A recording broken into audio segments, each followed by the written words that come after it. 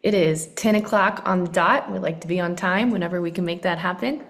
Good morning, everybody. My name is Kara Franker. I'm the president and CEO of Visit Florida Keys, otherwise known as the Monroe County TDC. We're excited that you are joining us this morning. We have people coming in and just want to say good morning and welcome to anybody that just joined.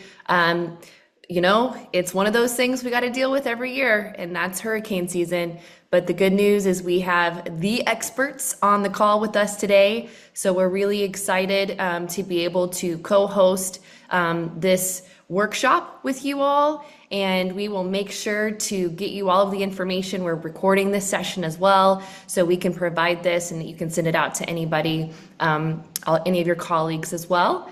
And then I know we had Christine Hurley with us, and I don't know if she had dropped off. It looked like she might have been having some problems with her video.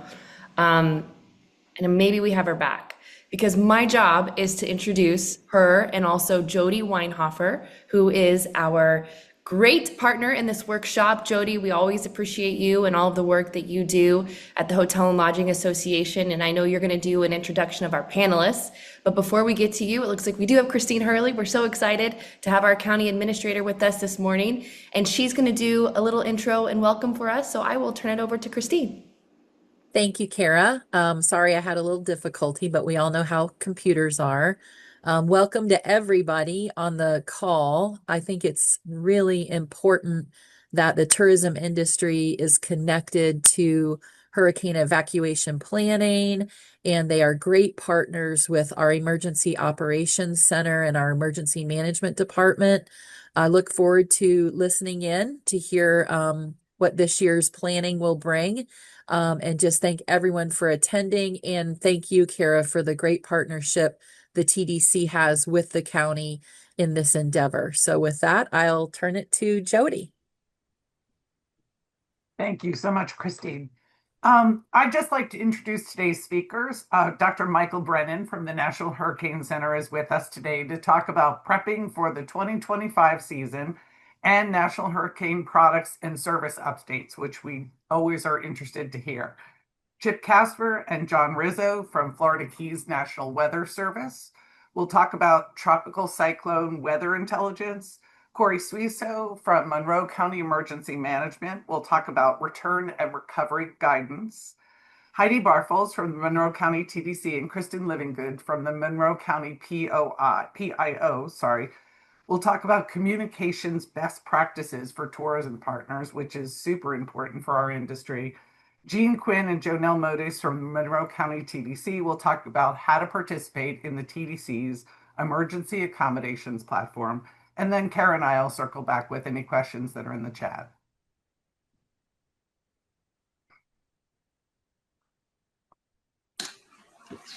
Kara, did you want to introduce Dr. Michael Brennan, or shall I toss to him? You did a fantastic job, but we will toss it to Dr. Brennan. We're excited to have you. Please kick it off. Yeah, thanks. Good morning. Really appreciate the invitation. It's great to speak with this group again, and really appreciate the partnership we have with Chip and John and the WFO in Key West, and the great support they provide to you locally. And also we're always here to help too when things get moving. So I do want to talk a little bit about getting ready for the upcoming season, but I want to start. If you go to the next slide, take a look back at what's been a pretty extraordinary period of hurricane activity in the United States. If you go back to 2017, which certainly everybody in the Keys remembers from Hurricane Irma's impacts. But in that 8-year period, we've had 25 hurricane landfalls in the United States. 11 of those have been major hurricanes, category 3, 4, or 5.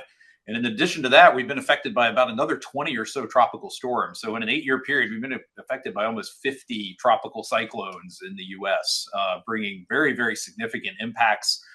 You can see most of those hurricane landfalls that you see on the map on the left have been in Florida or along the Gulf Coast from Texas, all the way west over to the Texas coast. We've had a couple landfalls along the East Coast, but the vast majority of the activity and all the major hurricane landfalls have been along the Gulf Coast and in Florida. We've seen about 670 direct fatalities in those storms in the United States, and about 560 indirect fatalities, and more than half of those have been in Florida. And we'll talk a little bit more about those fatality causes here in a minute.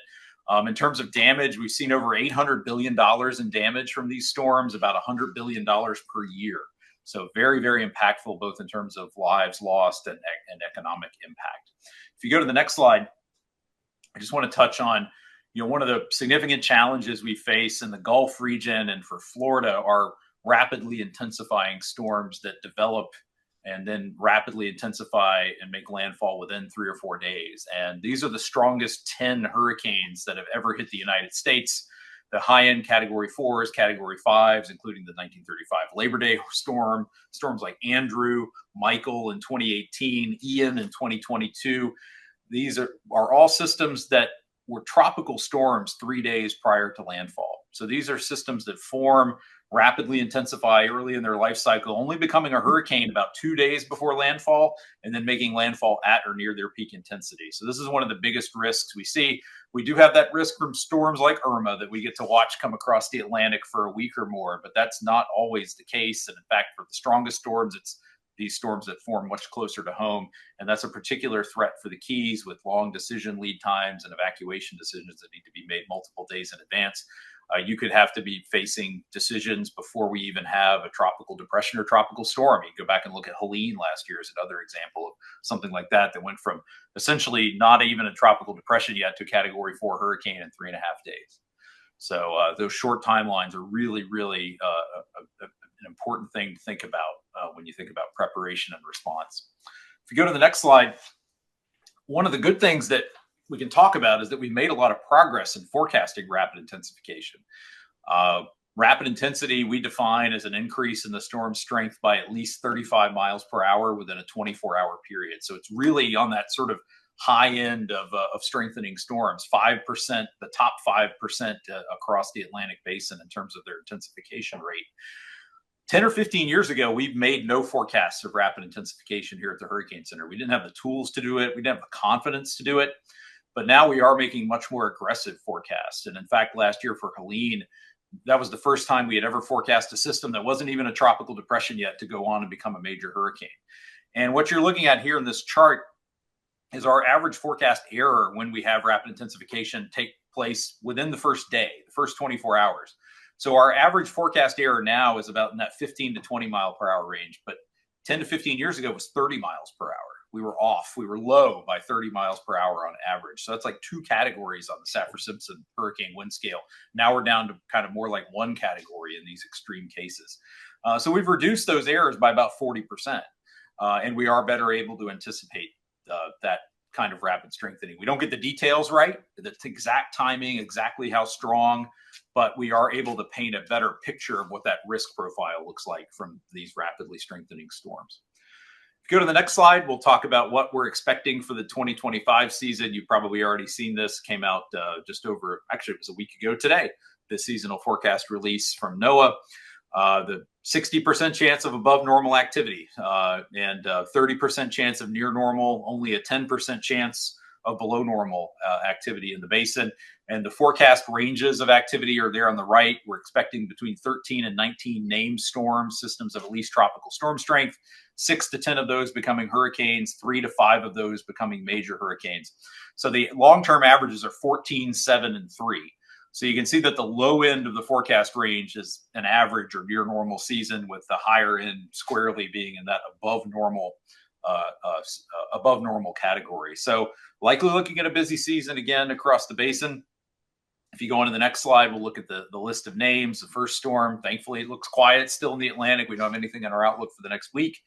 But when we do get that first storm, it'll be Andrea, followed by Barry, and then on down through the list. Hopefully not getting as far as Wendy.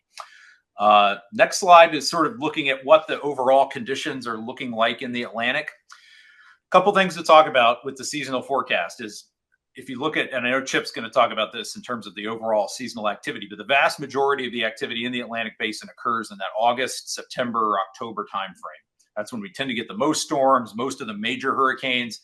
And the seasonal forecast is really focused in on what's going to go on during that 3-month period in the deep tropics, in that main development region you see there in red, which extends from the west coast of Africa out through the Caribbean Sea. That's where most of the major hurricanes come from.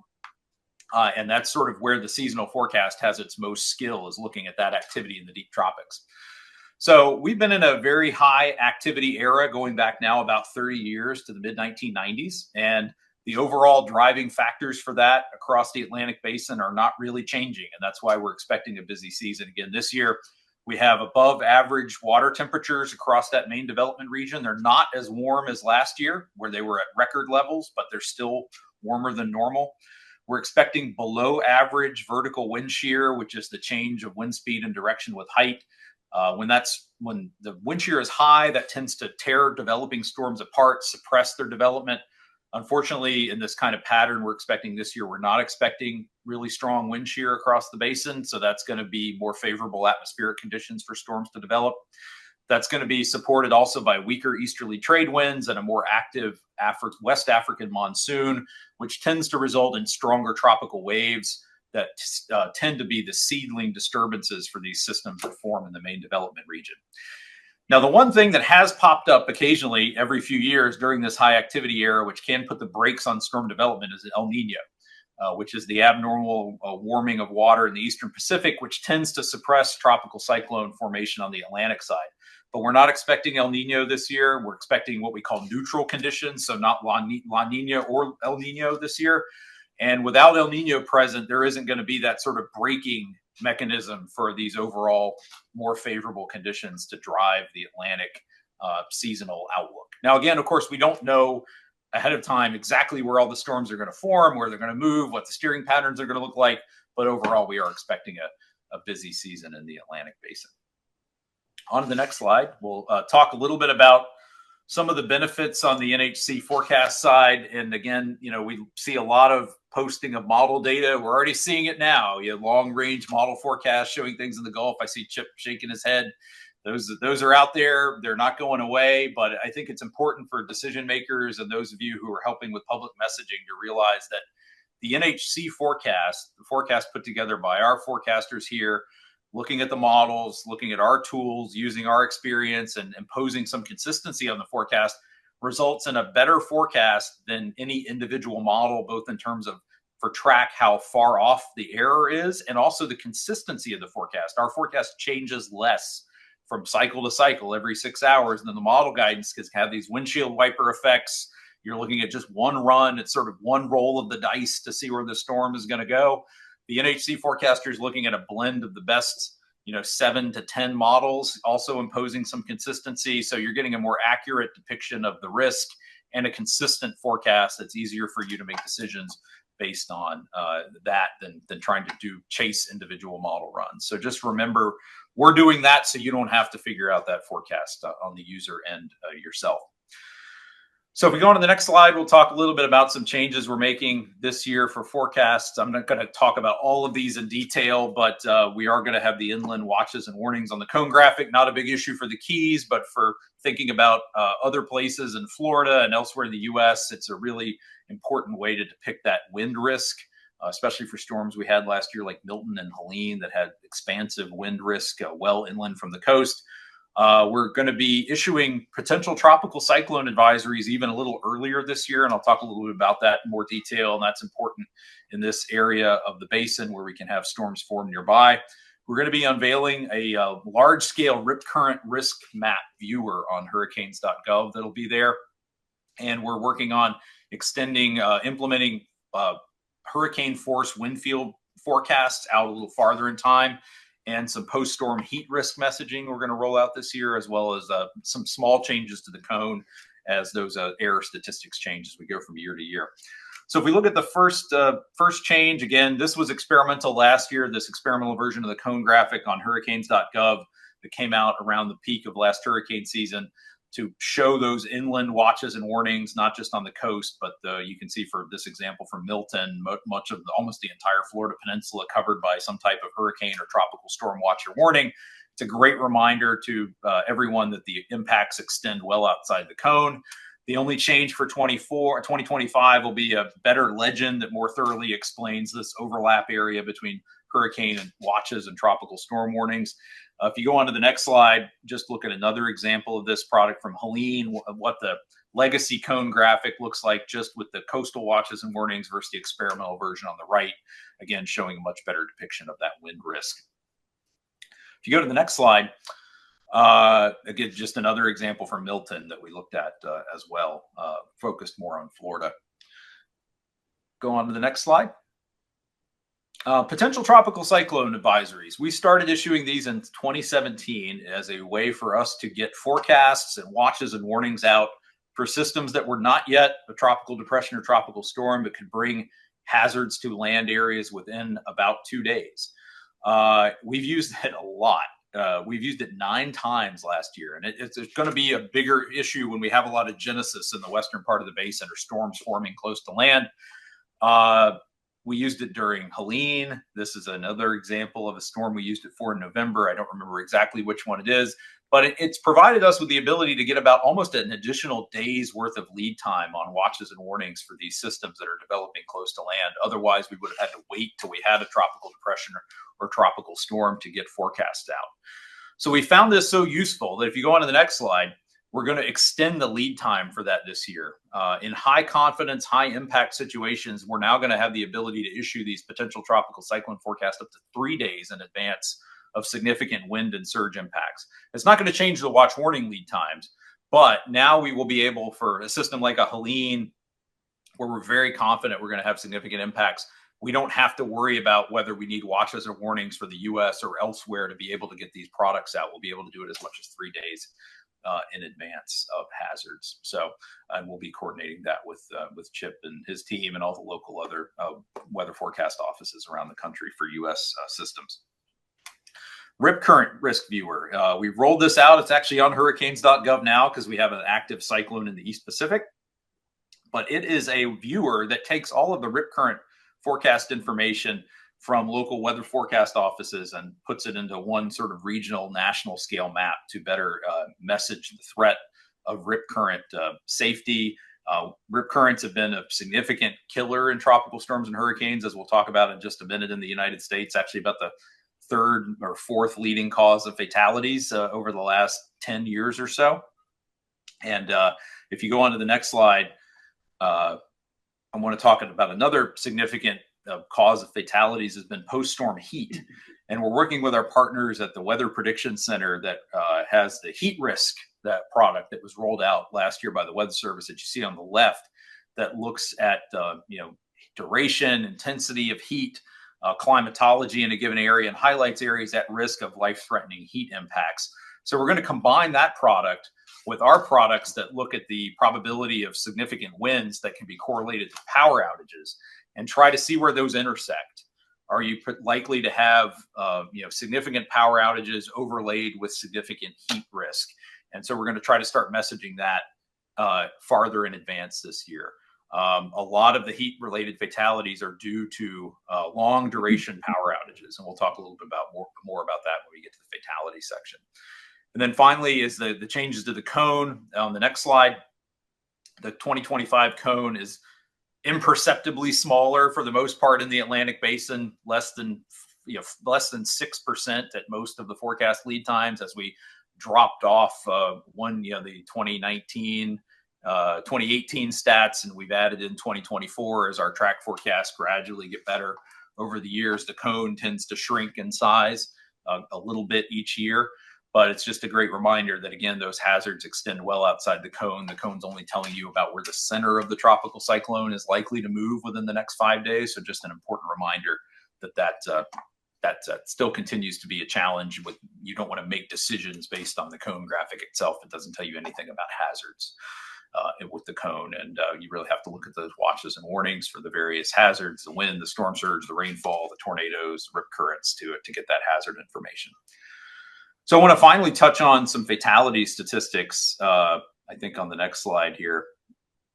And this is looking back at all of across the United States, and then we'll take a closer look at Florida in particular.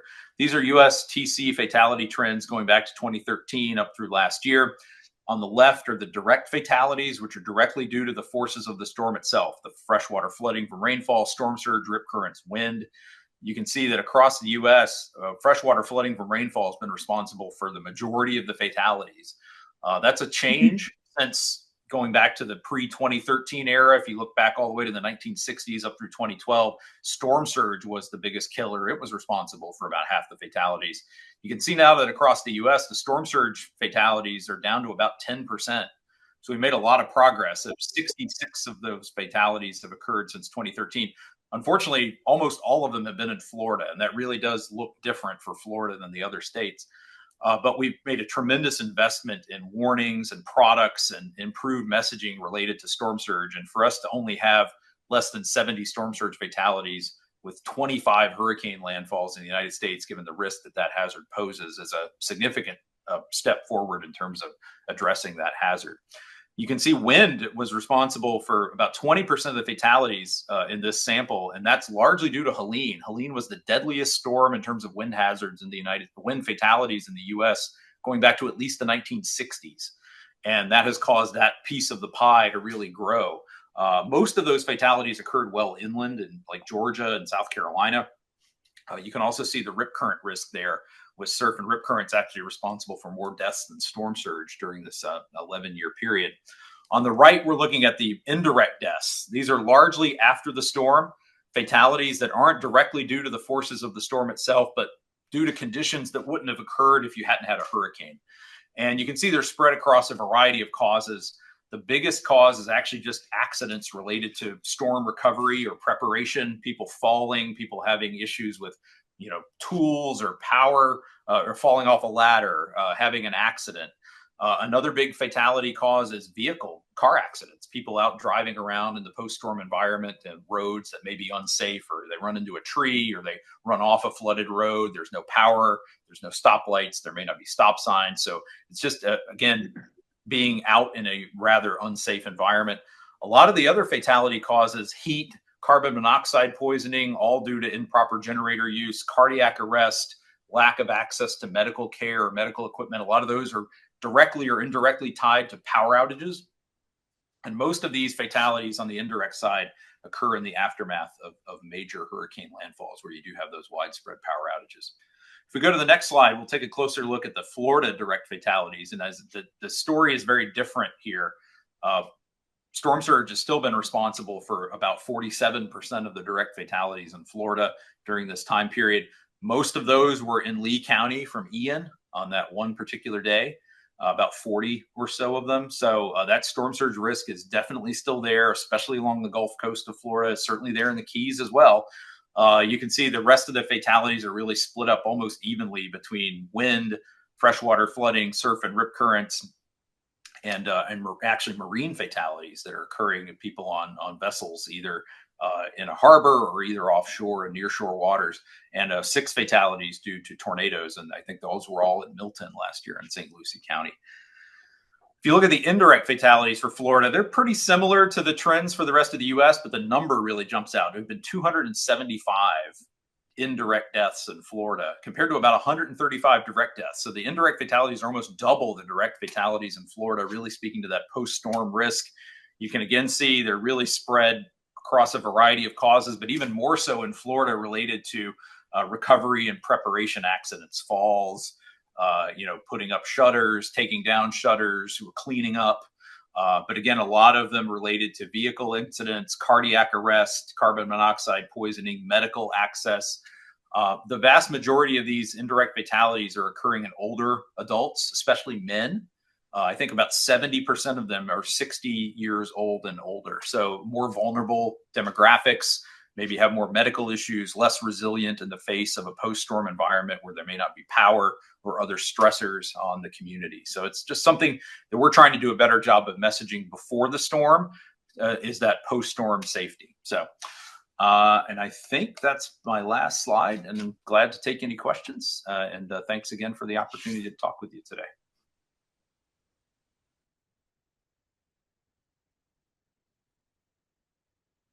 Awesome. Thank you so much, Dr. Brennan. That's fantastic information for everyone.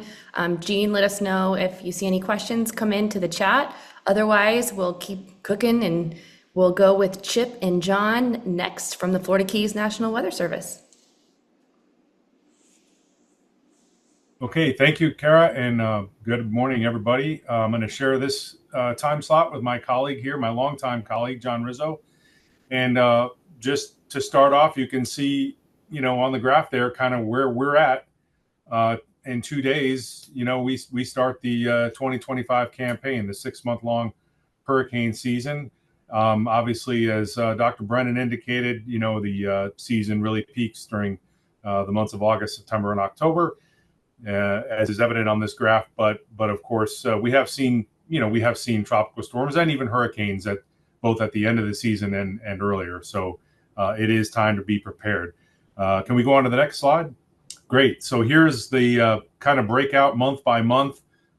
This is right from the National Hurricane Center, looking at sort of the number of named storms normalized to 100 years at given locations across the basin.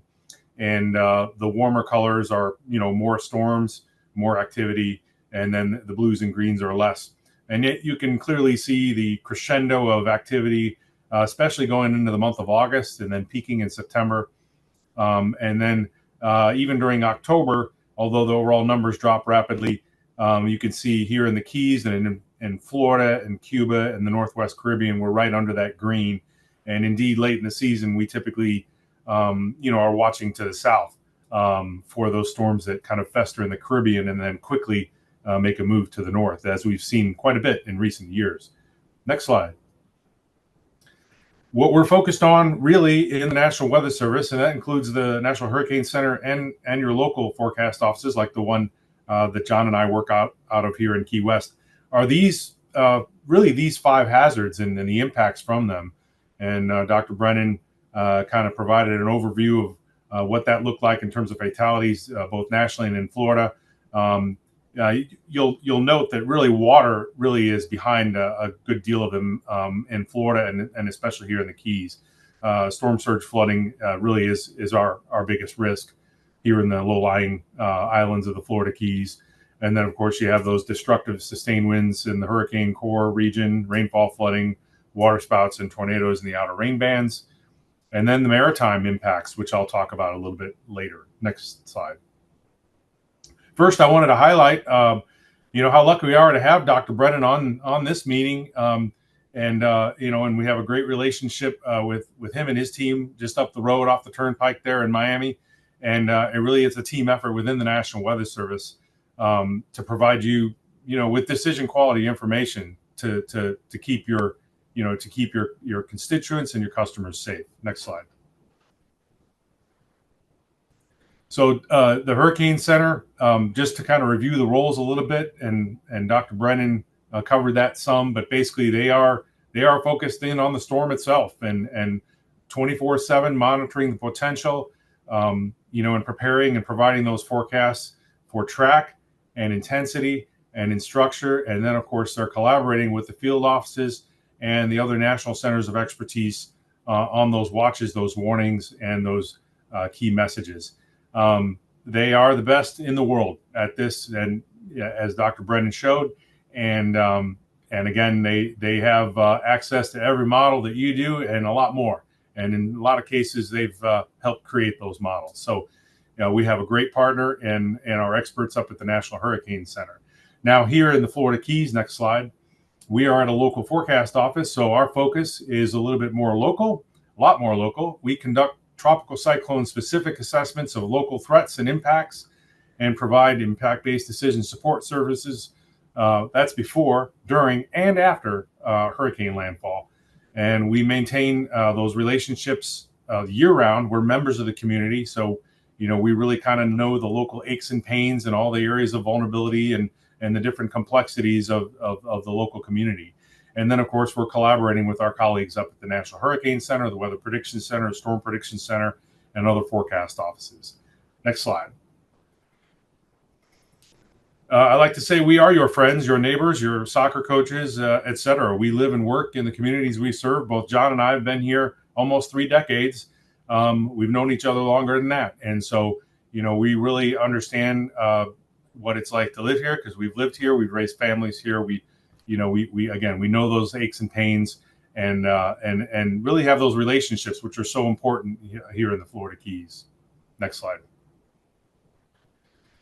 And in the National Weather Service, again, we're working together. not only during a storm impact or during a threat, but there's a lot of activity going off at other months during the year and during the off season, training, knowledge sharing,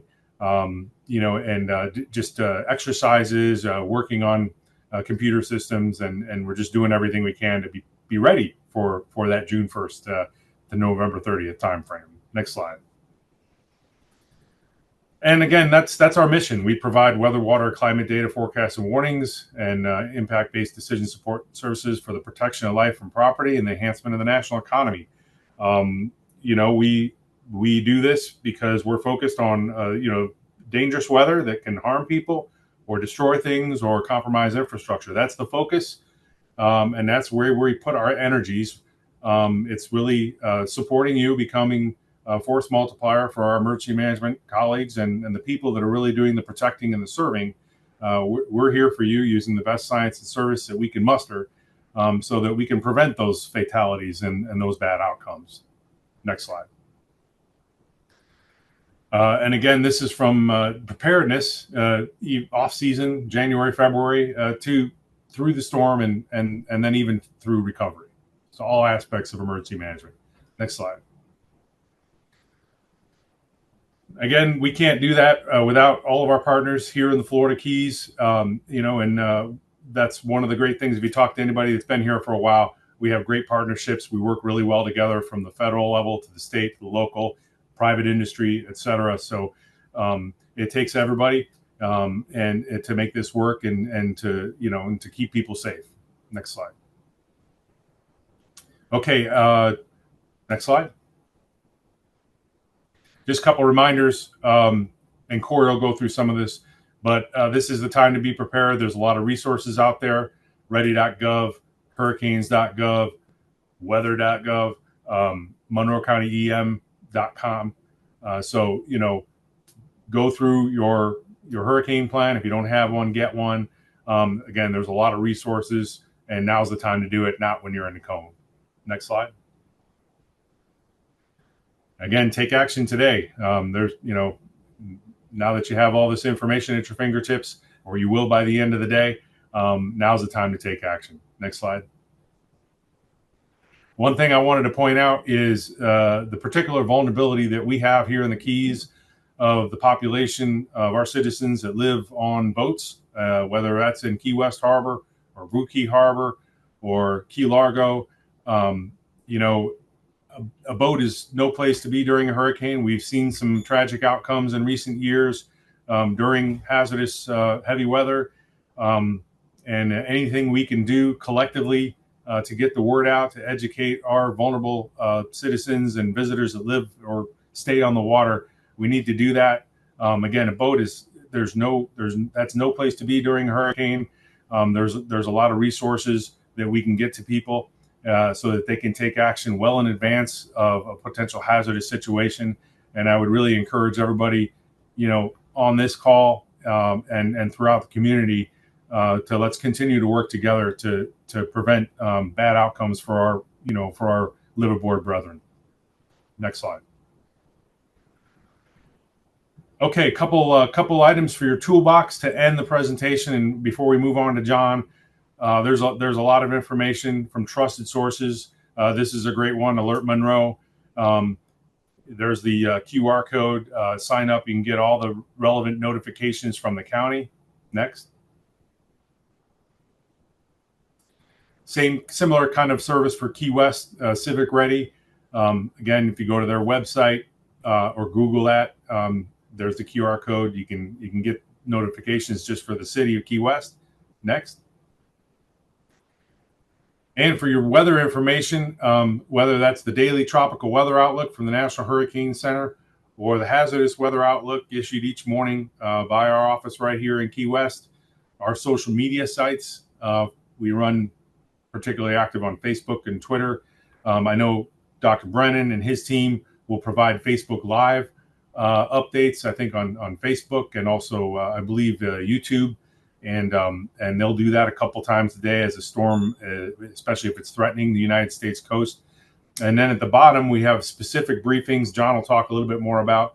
But pretty much anything we send out via email, we'll kind of house on these two websites. We have one especially for marine, and then the other just for the sort of the keys at large. And so that's the toolbox. I'll be around the whole day for questions, but I'd like to pass it on now to my colleague, our warning coordination meteorologist, John Rizzo. Before we go to John, Chip and Dr. Brennan, there was a question that came in about federal funding cuts. Have there been federal funding cuts to NOAA and the NHC? And if so, how will this impact services provided to the public? Yeah, I can start with that. I mean, here at NHC, we're fully operational and ready for the hurricane season, and we're coordinating with CHIP and all the other local forecast offices to make sure that we're all going to be ready and staffed up to address any storms that come along, and make sure we can get the observations we need, whether that's from upper air soundings or the Hurricane Hunter aircraft. And we're operating pretty much business as usual this year from the NHC side. Great, thank you. Mm-hmm. Okay, thank you, Chip. Thank you, Mike. All right, I'm going to talk a little bit more about our role when it comes to deployments and our service to emergency management and decision makers. What happens is when a tropical cyclone or disturbance poses a threat of hazardous weather impacts, such as the ones that Chip described in his earlier presentation, to the Florida Keys of Monroe County, and including Dry Tortugas National Park, that's when weather briefings begin from our local office. So in other words, it's not just one threshold, that you need a certain level of threat. It can be also dependent on any time Monroe County or any of its municipalities, communities assess that there is a vulnerable risk, such as perhaps Fantasy Fest week, for example, or July 4th weekend, or situations such as major construction projects that might limit traffic flow in and out of the Florida Keys, in which case more time may be necessary. So it's pretty fluid.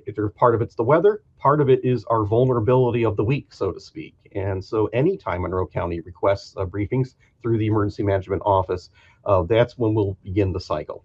Next slide, please. Okay. And here is an example of what a briefing looks like, at least the beginning part of it.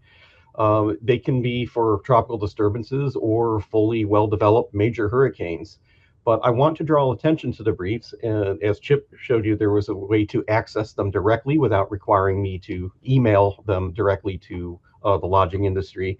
I want to focus on one of the first slides, the situation overview, which is basically a collection of key messages. So it's one single slide, bullet format, that basically cuts to the chase, so to speak, the bottom line of what we can expect and what you may need to prepare for. And obviously with long lead times on tropical systems and the amount of time it needs to prepare, it's not enough just to say what is the most likely scenario. We do have to focus on perhaps what the 1 in 10 chance of highest storm surge, strongest winds, et cetera. And I'll get a little bit more onto that. Of course, you will see the tropical weather outlook or a forecast track cone in early slide, just to give you situational awareness on what it is and where it is. So next slide, please. So this is an example from an actual hurricane, Hurricane Ian, back in 2022. And notice that the impacts, especially as we get closer to the time of impact, there'll be greater granularity in both timing as well as the level of the event.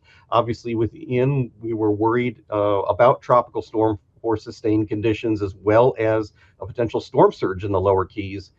And other hazards which may not be as significant, such as rainfall in the Florida Keys proper, may kind of take a second seat or might end as an after the fact at the end of it. So when you look at this, when you see larger fonts or things where there are details on timing and level, that's where we want folks to focus on that. And we try to make a recommendation very simply on when preparedness actions need to be done. Some storms come in messy. In other words, you have showers and thunderstorms, which cause you more time and more interruption in preparation. And others come in cleanly, where it's just sunny and hot. and the winds might be light before the direct impacts of the storms come in. Of course, we keep track of all of that. Notice you're not going to see spaghetti plots of any various model tracks, and the same with the Hurricane Center. We don't message that way, showing every single possibility without any kind of context. We focus on the messages and the hazards. Next slide, please. So continuing on with this actual example of a hurricane brief, you will see the track cone, but again, we want folks to focus on the depictions of watches and warnings, because those speak to the actual hazards and potential threats on there. And just remember that, if you have tropical storm warnings in effect and they're depicted on the map, this means sustained tropical storm force winds are expected somewhere within the warning area within 36 hours. You will get a nice little satellite picture showing the location and the current intensity of the storm. But again, that's just for situational awareness, so that you can communicate perhaps to guests and your staffs, what it is that we're actually dealing with. Next slide, please. Okay, and here's where we start to look at the potential hazards. What I'm showing is an example, and these are embedded in the briefs of your potential wind threat. It's not an exact perfect forecast. It is actually keeping in mind all the variations in hurricane track, size of the storm, intensity, based on known errors and performance of the National Hurricane Center. And it allows us to kind of correctly or more correctly portray the potential impacts, in this case, wind. And a popular one with our decision makers is the chance of sustained tropical storm force winds. And that's because that's a chart that calculates at a given point. In this case, we're identifying cities and communities, and you basically track that number from briefing to briefing, which is given about either twice a day early on to 4 times a day as we get into the core part of a tropical cyclone event. And if you see those numbers start climbing, it means your risk for sustained tropical storm force winds, are in fact increasing. And as the threat increases and we expect higher levels of sustained winds, we provide 50 knots or near 60 miles an hour, and that's for our military partners. That's a critical decision element for them. And of course, sustained hurricane force winds. And I just want to make one caution that 4 or 5 days out, the chances of sustained hurricane force winds will be a low number, and that's due to the error in the track intensity size of the storm at that range. But it doesn't mean it's insignificant. If there is a 6 or 7% chance of hurricane force winds on a brand new storm track, 5-day forecast that's near the Florida Keys, that's significant. And we want to be able to track those numbers from briefing to briefing. Next slide, please.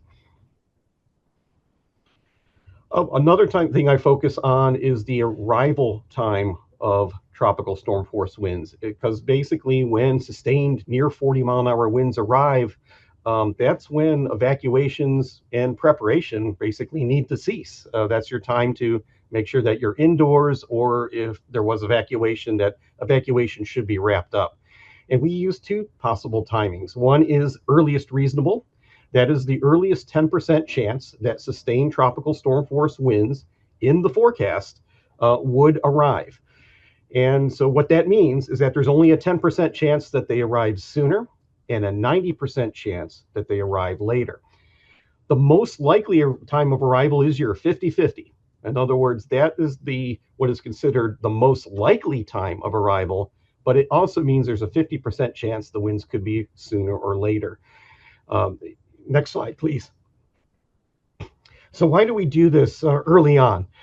Well, if your preparations take a long time or are very labor intensive, you want to focus on that earliest reasonable arrival time. Should the storm move faster, be larger, get more intense, then that will help cover some of that knowledge gap in arrival time in the winds. And so if you plan to use that time, it is very likely that you're going to be ahead of the game, or if there is a contingency and the storm arrives faster, you'll be ready for it. If you use the most likely arrival time 3 or 4 days out and focus on that, you have to be careful, because that number will shift earlier and later from forecast to forecast. And so It's useful in that if you have items that you had to do or must do, and then you have other things that you would like to do if you had the time, that's where the most likely time can help you right there. After the most likely arrival time passes, it's becoming a greater than 50% chance that the winds are already there. So just make sure you keep that in mind. We use that because, again, it helps our decision makers prioritize their actions. Next slide, please. And so continuing on, obviously with wind, we also have potential storm surge impacts. I want to tell you that one of the most important watches and warnings are the storm surge watches and warnings. Storm surge watches are issued when there's a potential storm surge flooding of 3 feet or more above ground level, usually within 48 hours. And warnings are issued when there is a danger of life-threatening flooding somewhere in the warning area within 36 hours. Now, I know a lot of folks are thinking like perhaps in severe thunderstorm or tornado watches. Well, there's a potential, but it's not there yet. I just want to caution you that storm surge flooding of 3 feet or more above ground level is a very serious type of impact. It's life-threatening. And so I would hope that in terms of your timing and preparation, you put a lot of weight on that. Don't wait for the time that the watch gets upgraded to a warning to take actions. Because that is very significant threat. Like I said, 3 feet or more above ground level is used for the thresholds of those watches and warnings. Next slide, please. Okay. If you're wanting to look a little bit, at least regionally, this isn't necessarily for your site yourself, but if you want to look at your neighborhood that your resort or lodging is or business, you can take a look at that QR square there, or go to NHC, NOAA.gov or hurricanes.gov, and look for the kind of the educational section on storm surge. They can provide general maps of your risk, to storm surge based on various categories of storm. But I tell you, this isn't a blueprint for your action. Every storm is going to be a little bit different. You can have weaker storms that are larger in size. You can have very intense small storms in size, and the storm surge risk is going to be different based on those situations. But this is more of a long-term type planning element, not a real-time, I'm going to break out the national storm surge map and make my decision based on this storm coming up. It's just a good planning tool. Next slide, please. And of course, we do additional for rainfall flooding impacts. Let's say we have a weak tropical storm passing by that moves slowly, then rainfall might be one of the primary threats. And of course, in coordination with the Storm Prediction Center in Norman, Oklahoma, potential tornado impacts. You don't have to have the core of a storm go directly over you to be at risk for rainfall flooding and tornado impacts, which can be hundreds of miles away from the circulation center. Next slide, please. Okay, and I know Chip has put this before, but as you know, email lists can be intensive. We want to reserve that to our decision makers, our emergency management and first responders, and of course, all our partners there. But you're a partner in this too. If you would like to see the briefings that are actually being broadcast through the countywide calls, this link right here will always show the latest one. And I decided as an example to share some of the briefings we're doing for the counties and cities for high school graduation safety. And so there, you'll probably see one right now detailing the marathon and in Key West high school graduations right now, if you were to look at that link. Next slide, please. And of course, there is one, a briefing set. Chip and our science officer, Chris Rothwell, do produce as well for tropical cyclone and other hazardous weather events geared toward the marine community. It started off as, it's focused on the Coast Guard sector and their operations, but there is information in there that's good for perhaps marinas as well in terms of planning, especially if you have folks that may be visitors that their evacuation plan is to take their boat and go out to another port, safe haven. And as you know that, there's a lot of things that can happen on the sea in weather-wise, even prior to a tropical cyclone coming in. So this could provide information on regional seas and winds and how they may escalate prior to a storm getting into the area. Next slide, please. And finally, how we support Monroe County Emergency Management. Obviously, during the pandemic area, a lot of it was virtual. But if Monroe County Emergency Management activates their EOC, most likely myself will be present in the EOC to provide on-site support, not just the briefing cycle, but also to provide tactical support from anything from, let's say, a sea rescue that's going on 12 hours before a storm event, or any kind of situation on land, such as a major vehicle accident. And that is to help support the safety of our fire and law enforcement personnel, rescue on there. But I just want to say that just because there's that fancy building there doesn't mean the office moves there or shuts down.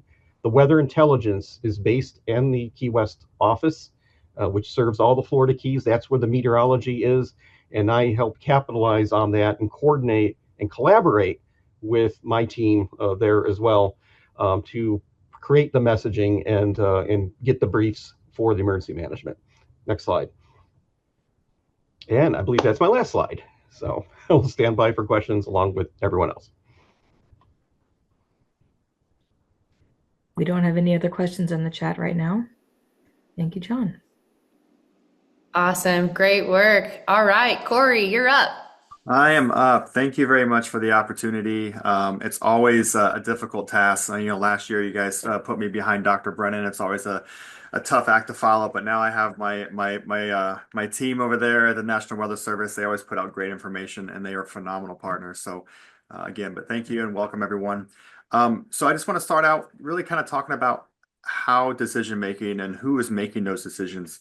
And we have a group called the Executive Advisory Group, and it's comprised of the mayor, our county administrator here in the county, our fire chief, sheriff, and the EM director in the county. And if you go to the next slide, we'll talk about what are we talking about. So before we have any impact, and we're talking about hurricane preparedness right now, do we issue a state of local emergency? And that can be issued by our mayor pro tem, or our county administrator. And that just kind of gets the process and streamlines the process of getting resources and funding and financial actions going. Are we going to close schools and businesses?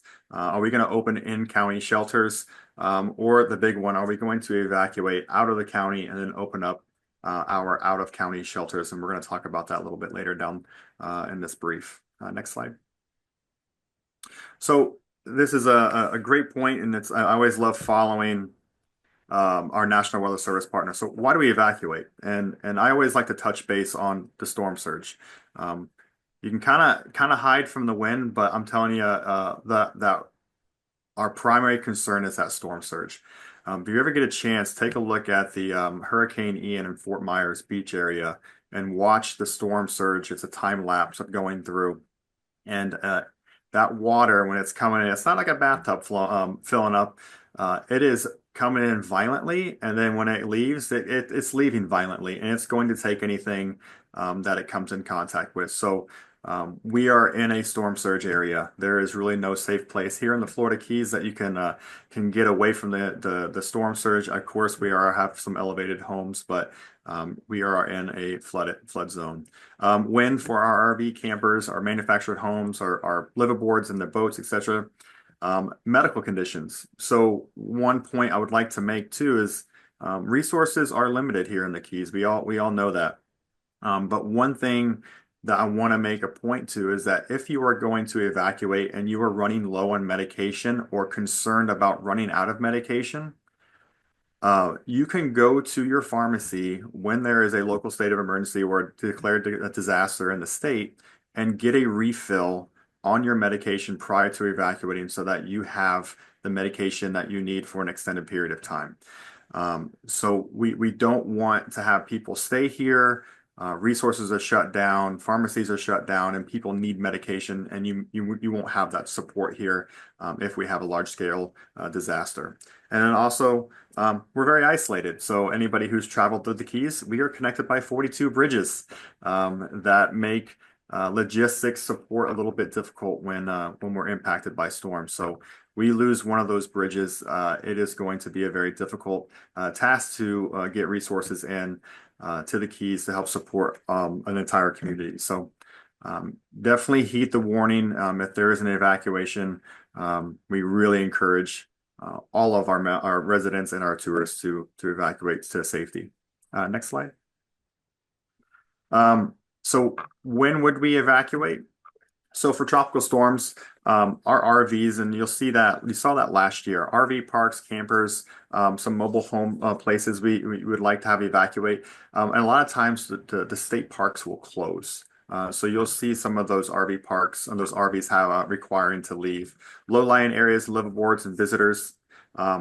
We may open our special needs shelter, and then we may open our general population shelters throughout the Keys. And it's all dependent on what information we're getting from our partners at the National Weather Service.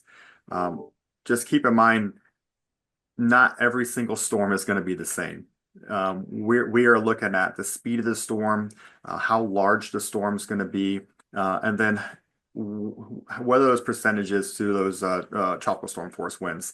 That's when we'll make those determinations on shelters. For category 1 and 2, it gets a little bit easier for decision making.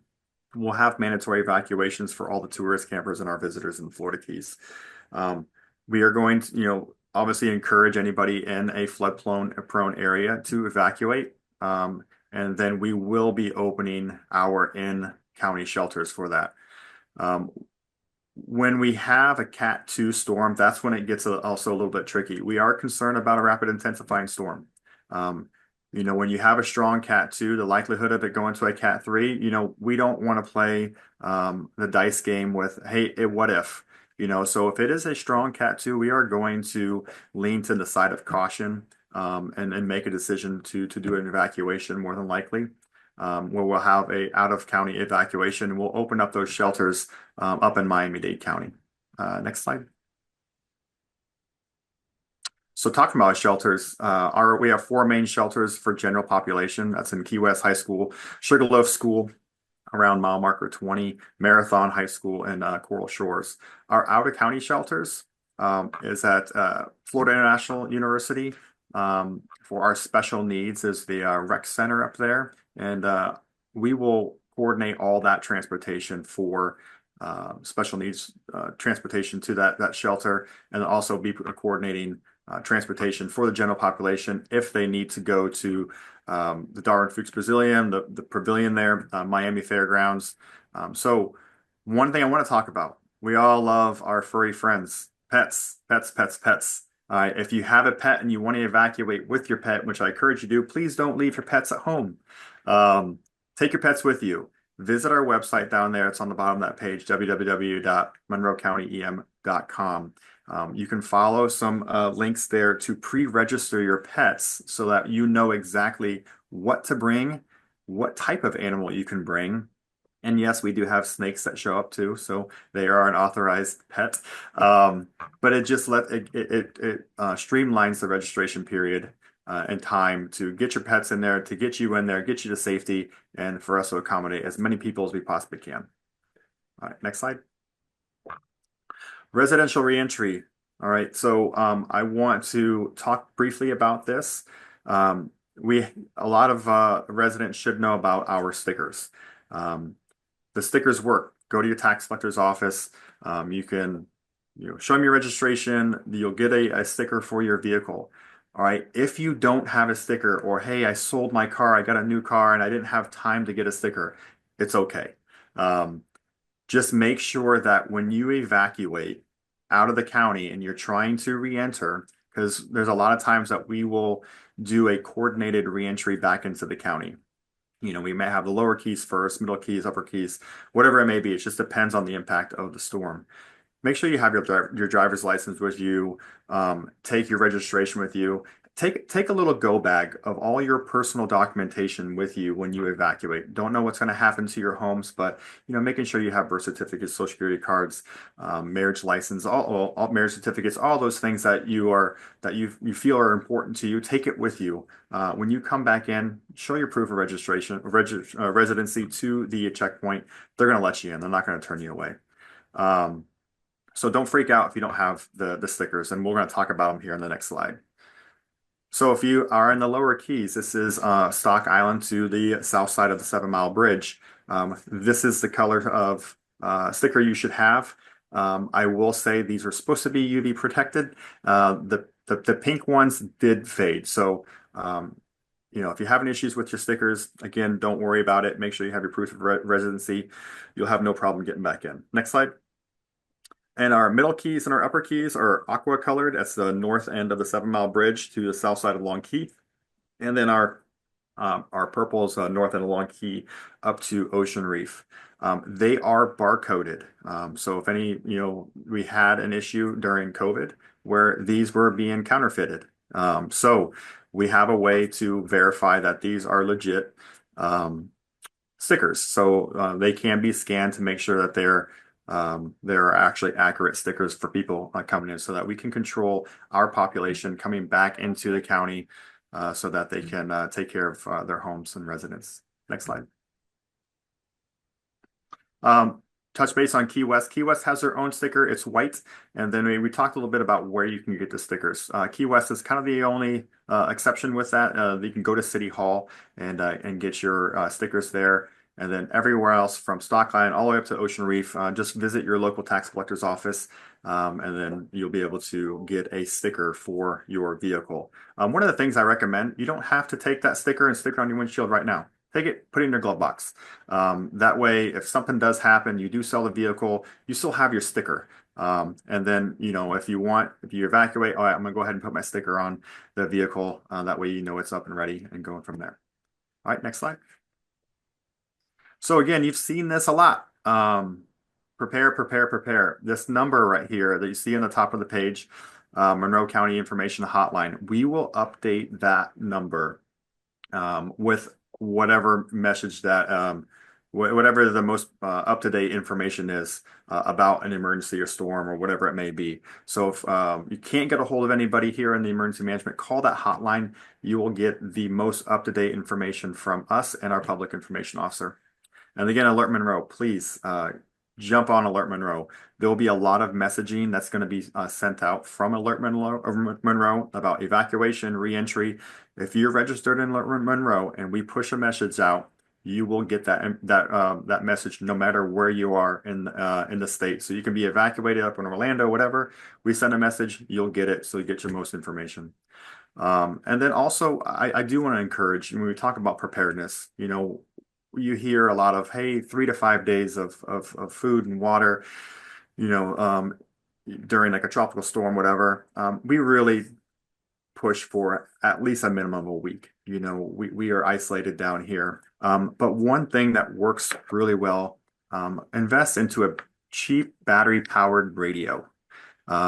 We lost cell phone. We lost a lot of our main landline communication for some time. Lost your internet.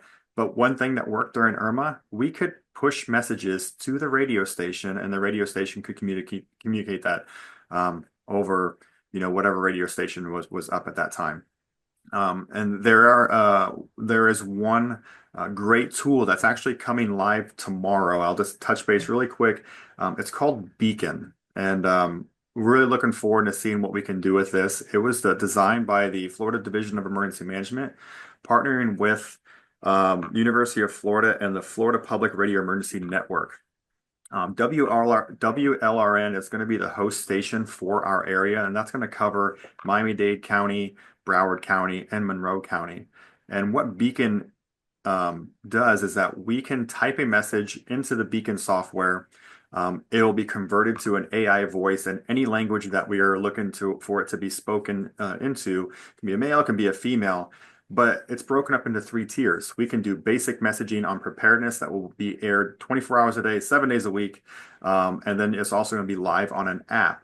But also as an emergency comes closer, like a hurricane, we can elevate that tier to a higher tier and say, okay, hey, we can put information about evacuation and shelters and reentry and you name it. So it's just going to be another layer of communication that we can give to the public, that they will always have information readily available to them in the times of crisis. So look forward to pushing some more information out that here in the next few days, so that we can bolster our communication. All right, next slide.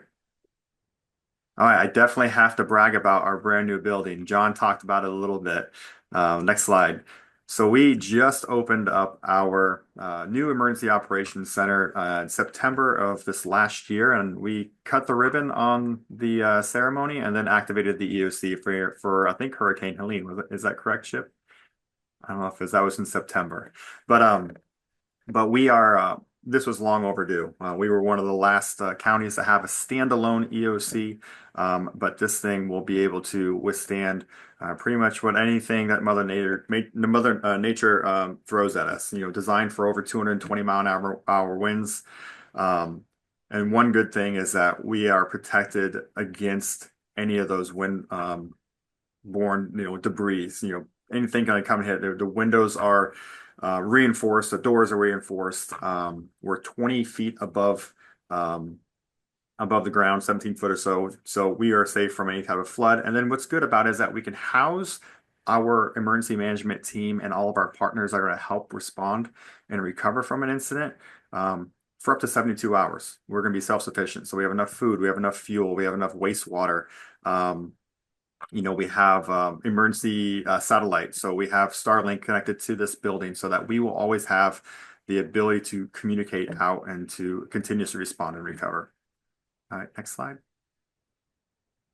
All right, the good thing about this is that it was all covered with grants. So over $30 million from either the FEMA, the Hazard Mitigation Grant Program, well, FDOT Airport Grant, and then we actually got a 2020 Florida legislation direct appropriation. So great opportunity. We took advantage of a lot of a little funding, so that had little impact to our residents of the Florida Keys. And next slide, I think I'm almost, and that's it. Any questions for me? I try to push through as quickly as I possibly could. Corey, we've got someone who's asking, he's the new general manager at the Kontiki Resort. Kontiki is on the emergency stay list. Does that allow him to get back into the Keys early? Yeah, so you have some time. We have an emergency worker or a business reentry placard. If you haven't, I guess, requested one of those, go onto our website, monroecountyem.com, follow the pathway for emergency worker placards. They have to register. Our executive administrator will get in touch with them and then issue those re-entry placards for that business. And if you already registered and you haven't got them yet, definitely let us know and we'll get those pushed out to you. I believe tomorrow is the deadline too. It is. We have definitely. They're like 2 days. But at least get them in. We'll get them to you. Excellent. Thank you. All right. Kristen and Heidi, over to you. Great. Okay. So good morning, everybody. My name is Heidi Barfels. I'm the Vice President of Marketing and Communications for the TDC. So I'm joined today by Kristen Livengood. Many of you might know her already. She is the Public Information Officer for Monroe County.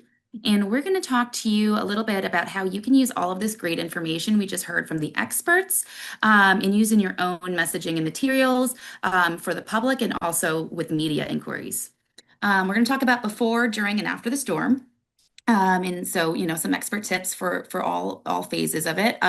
So starting with before the hurricane, we really think that the biggest recommendation is to have a plan and make sure your team knows about it. It's really important that you establish your crisis communications plan well ahead of time. We're actually refreshing ours right now as we speak. It's a good time for you to do it too. As everybody has said, the season is here. And then that way your staff doesn't have to guess while they're in the middle of any preparations and they know exactly who their media spokesperson is. I can tell you that our plan, my little crisis communication plan just for me, I have it right here, is, starting with just like, hey, I got to update our hotline messaging. I need to call and talk to everybody on what's going on. I need to start making posts about bridge closures and what we're doing about solid waste and evacuations and reentry, and start activating our virtual JIC. So just having kind of an idea of what you guys are going to do in the event of a hurricane is something that you should start doing now and not right before a storm starts. Perfect, exactly. And I was thinking even for hotels, I know we have a lot of hotels on the call. You could train your front desk staff to know who to direct all media inquiries to. You could be creating a Q&A document for commonly asked questions and just sort of really get ahead of the game. The second part of this is to, again, for us to reiterate to you that we should only be sharing verified information from official sources. So we've brought the experts to you here today. I love the QR codes from the National Weather Service so that you can go ahead and follow their social media pages. We can get you any other social media handles that you might need that you can share from any one of us. And so you're just making sure that you're getting the most official information out there. We're not leaning in into any of the weathertainment out there. I know there's a lot of sources. I would stick with the official sources that we provided with you today. And then you can also add on any of your own updates to that. So if you were sharing information from the National Weather Service, you could also say, okay, well, our business's hours of operations during this time will be this. And one of the things I didn't see, and I meant to add that on there and I forgot, but MCSO Florida Keys, which is the Monroe County Sheriff's Office, is definitely something that you also want to be following on social media and download their app, because they are the ones that are going to be giving you all of the updates on road closures and things like that. So very, very important that you have the MCSO Florida Keys app and their social media as well. Awesome. That's a great tip. So, and then just lastly on here, Kristen kind of mentioned this already, you can consider creating some messaging templates ahead of time before a storm is even named.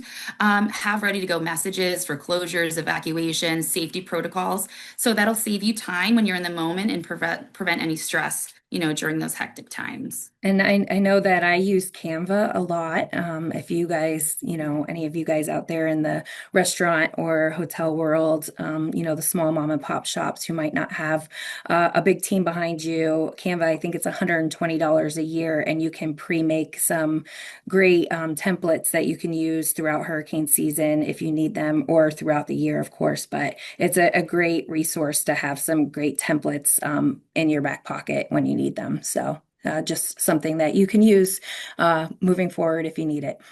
Yes, I love Canva. So moving on to during the hurricane, you'll see we only put 2 bullets on here because, of course, your priority during a storm should be your own safety and that of your staff and anybody working for you. But during a storm, just keep in mind that if you do have any media outreach or if you're providing any updates for your guests or visitors, just make sure that you're honest about what's going on and and what's going on with your operations. And then again, continue to align with communications from the local emergency and any other of the experts on our call today. So this is just not the time not to go rogue or to make any assumptions, but just sort of stick to what is going on with the experts and to honest updates. Absolutely. Your share button at this point is going to be your favorite thing. You can just hit the share on, Monroe County Emergency Management, Monroe County Sheriff's Office, the TDC. Just hit that share button and you know that you're sharing then that important and reliable information. So great. Thank you. So moving on to after the storm, I know, so Kristen and I, when we were talking about this in advance, obviously we have 2 scenarios here. We have a scenario where a storm might pass and everything is great, and we need to right away go back to showing everybody that we are welcoming visitors, business as usual. But also we have the opportunity sometimes where the recovery might be a little bit longer. So, but in any case, when we're post-storm, we need to be clear and realistic about your operational status. If you are not able to reopen right away, we want to make sure that, you don't promise that before you're ready. We don't want to set any, expectations that we can't meet. Just be clear. Or you could even, explain if you're reopening in phases. I know sometimes when hotels reopen, they might start with the restaurant first and limited rooms. So it's okay to share that information. And it's a great way to build confidence in your guests and your followers.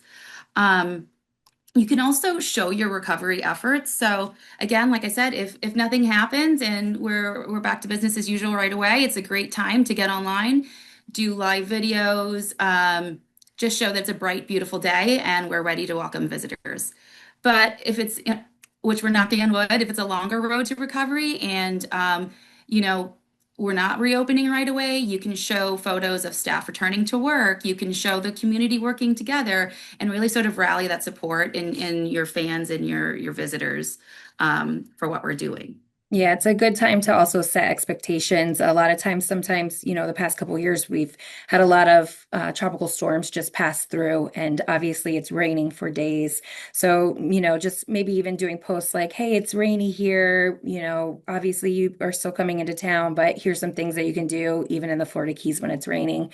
And just setting those expectations that maybe it's not going to be sunny when you come into town, but we're still open in here. So, just set those expectations when they come back or when they're here. So Yeah, that's a really smart idea. So, but then of course, like we said, so if we did go through a road of recovery, we just want to make sure that when it is the right time to let people to know to come back, we tell them that it is time and that it's time to visit responsibly. So we just want to make sure, I know in certain scenarios, different areas are ready at different times. So again, just making sure that you're checking all of these official resources and be in alignment with the official reopening of the keys to make sure that we're encouraging safe visitation. thank you, Anything Heidi. to add, Kristen? Yeah, that's great. Okay. Thank you. And then my last thing is just for us from the TDC, we just want to let you all know that the TDC is obviously always here to help when it comes to recovery. If we've had it where last year when the storms were affecting the West Coast, there was some confusion on whether Siesta Key was in the Florida Keys. So we made sure that we activated a campaign right away to educate people on, gently on the difference between the two. But also, if we do enter a recovery phase, we will automatically start working immediately on a marketing and PR campaign to get the word out. So we wanted to go a little bit into social media, just a little bit more, just because we both know that this is one of the most popular ways to get information out during hurricane season.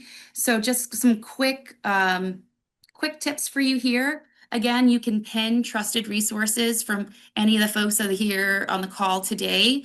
That share button, like Kristen said, right onto your pages.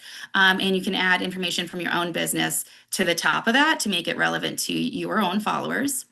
If you pre-schedule any of your posts on social media, depending on what's going on, you might want to consider pausing or rescheduling any promotional content because you don't want to appear out of touch with what's going on. Sometimes people say, oh, how could you promote coming down there if it's a dangerous time? And you can also, if it's your decision to, you can show how your business is preparing and prioritizing safety, let your followers know that you are monitoring the situation and you're taking care of your guests and your staff as well. And then during the storm, again, we want to be calm, clear, and credible. So again, only post when it's safe to do so. Stick to verified official sources. And then think about when you're responding to your guests to respond with empathy and just with clear information to set those expectations for when your business might be available again. And then also choose your imagery wisely. Once a picture goes online, it could last there for a very long time. Sometimes the share button is not our friend. So we just want to just think about what you're sharing and how long it might stick around. And then lastly, after the storm, again, just stick to communicating clearly and honestly. Use this as an opportunity for storytelling to either show recovery progress or that we are welcoming visitors. And then you could also use it as an opportunity to thank your team for helping them prepare your business, to thank any first responders or emergency workers who have worked to keep the community safe, and also the community for coming together and supporting each other during that time. Kristen, anything you want to add? Perfect. Thank you. Good. All right. So I'll turn this over to Kristen, who's going to share some great resources with everybody for communications. All right, guys. If you guys are anything like me, I know that you probably have several tabs open right now too. It might be doing a couple different things right now. So if you do have another tab open, please right now type into your extra tab or pick up your phone and check this QR code and go to this website because I have it kind of pre-opened right now with one of our storms from last season. And this is going to be your one-stop shop for everything. So when a storm is coming, go to our Joint Information Center, which is this monroecountyem.com/JIC. go to this page. And this is where I put information from the cities, from the utilities, from what's going on with Monroe County, if there's going to be evacuations, where you can get sandbags, where you can get the phone numbers, where the shelters are opening, what the frequently asked questions are, if schools are closing.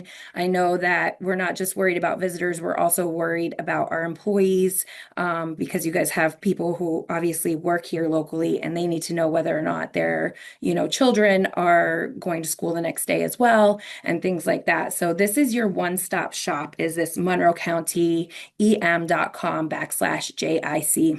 This is where I send media. This is where you should go. The National Weather Service slides that John Rizzo was talking about and Chip Kasper were talking about, I have those linked there. I'm telling you, this is your one-stop shop to find information. I have if you go to the next slide now, I have our information hotline listed there, which at the beginning of a storm, we'll have a recording on there saying that we're monitoring the situation.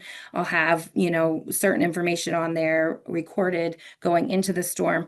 But once we get into a storm that is going to be obviously a bigger storm, I will have live people on there. There are certain places like the clerk's office who, once they are not in their office anymore, they're actually pushing their lines right to my emergency hotline. So people will be like, we're supposed to be getting married this weekend, and we're just wondering if you're going to be open and stuff like that. So we're like, wait, what?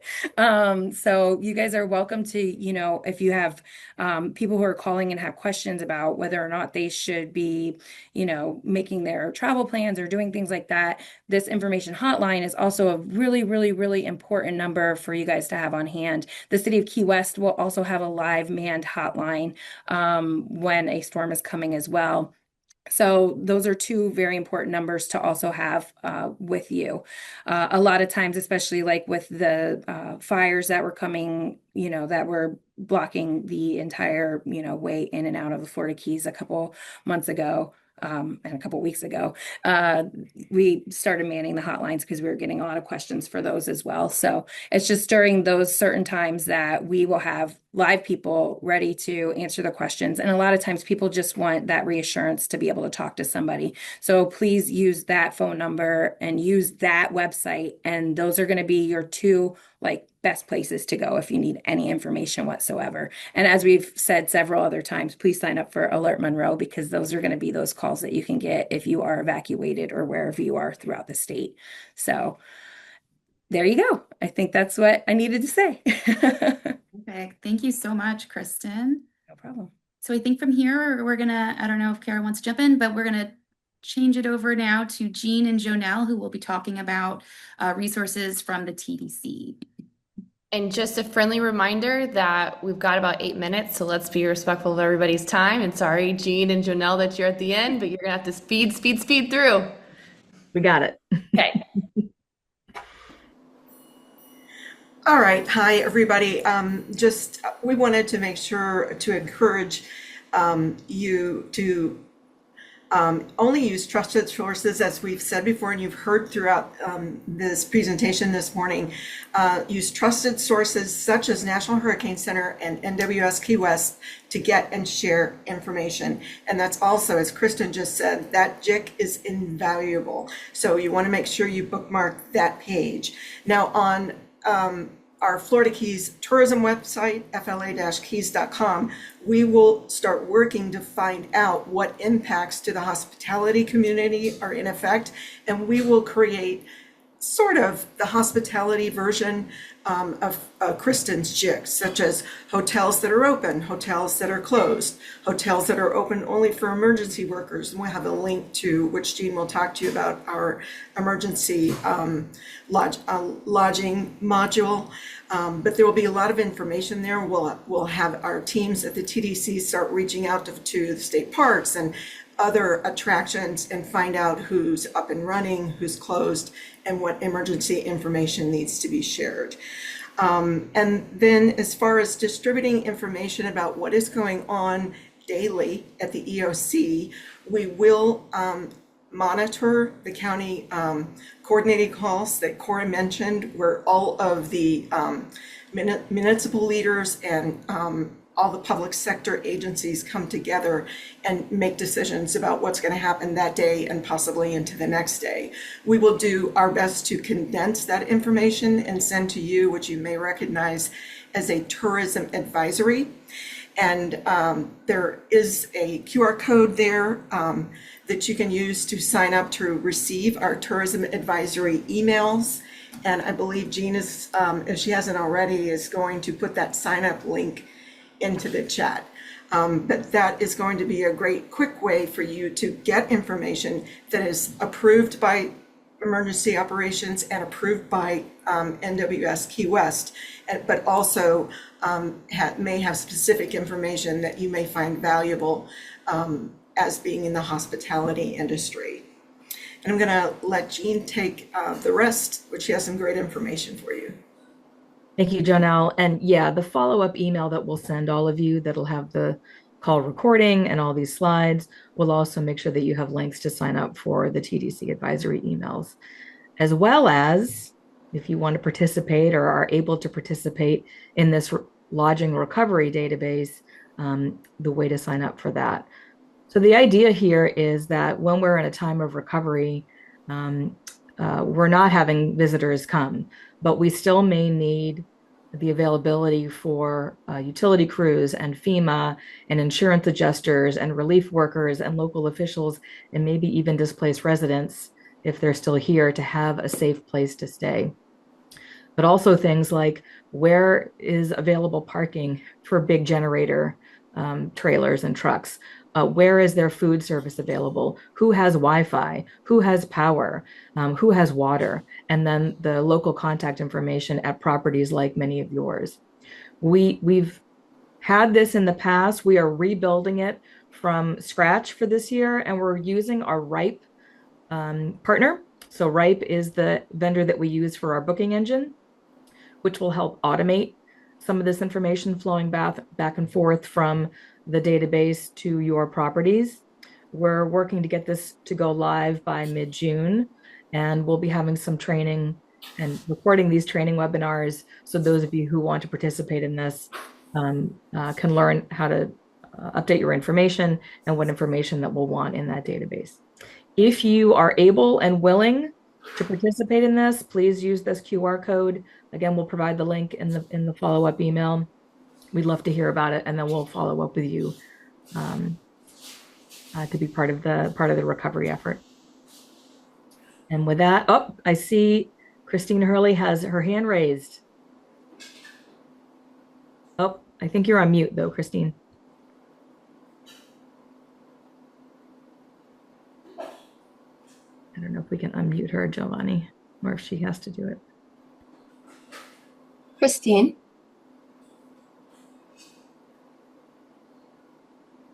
You are unmuted. Can you hear me now? Yes, we can. Okay, perfect. So this just shows why this is so important for us all to attend. I learned something new on this slide, and I'm thrilled that you all are doing this. And to encourage your local hotels to participate, I will tell you that after Hurricane Irma, FEMA worked with the county staff diligently to find out which hotels had services, and they were willing to pay the fees for survivors of the storm to stay in hotels, which gave the hotels some revenue that they were not, able to get because they were pretty much shut down. And so that could be another incentive for these folks to participate, because every message we're receiving now from the federal government is focused on how they are not going to bring in temporary housing, and they are going to look to what facilities exist for temporary housing, such as hotels, for that purpose. So it can be a way that the hoteliers obtain, some revenue in these hard times. So I love that you're doing this. And Corey, I'm sure you're still listening, and I hope we can partner with you all on this to use this as a source of what is available for our survivors. So thank you for this great effort. Excellent. We're excited to partner with you and Corey on it. Thank you so much, Christine. And with that, I think we're wrapped up. Back to Kara. Perfect timing, everybody. Thank you so much.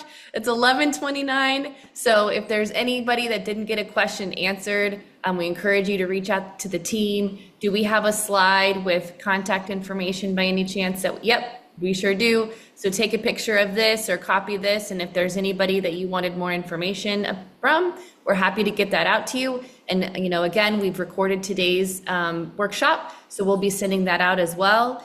And I'm very excited as well to work with Christine Hurley and her team on this, the website for the hotels to participate in. So maybe, Jean, what we can do is also send, an additional email particularly about that, so that it doesn't get kind of buried in all the other information, because we want to make sure that everyone knows about it. So with that, I wish you a wonderful rest of your day, and thank you for joining us today.